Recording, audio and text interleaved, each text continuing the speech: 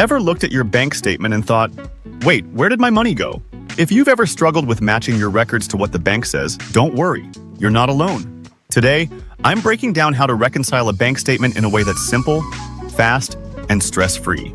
This is a must-know skill, whether you're managing a business, freelancing, or just keeping track of your personal finances. Let's get into it. First off, what is a bank reconciliation? In simple terms, it's the process of comparing your internal financial records, like your checkbook, accounting software, or Excel spreadsheet, with the bank statement your bank gives you. The goal? Make sure everything matches. If it doesn't, you've got some digging to do. Learning the bank reconciliation process helps you spot errors, catch fraud, and avoid overdraft fees. Think of it like this. If your financial records are the map, the bank statement is the GPS.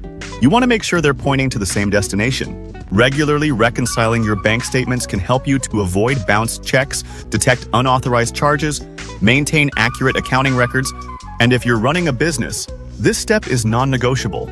It's one of the first things any accountant will check. All right, let's dive into the step-by-step process. You can follow along using your last bank statement. Step 1. Get your documents ready. Your bank statement, digital or paper, your internal records like bookkeeping software, spreadsheet, or checkbook. Step 2. Match deposits. Start by matching all deposits in your records with those on the statement. Look out for anything missing or extra. Step 3. Match withdrawals.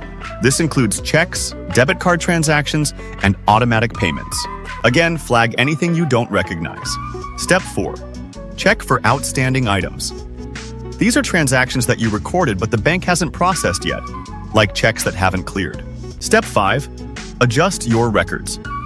Maybe you forgot to log a bank fee, or maybe there was a duplicate entry. Make corrections so everything balances. Step 6. Recalculate your balance. After adjustments, your ending balance should match the bank's ending balance. If it doesn't, time to recheck everything. This is a classic bank reconciliation example that works for both accounting beginners and seasoned pros. Some people forget to record interest earned or fees charged by the bank. That throws off your whole balance. Others skip reconciling for months, which makes it a nightmare to untangle later.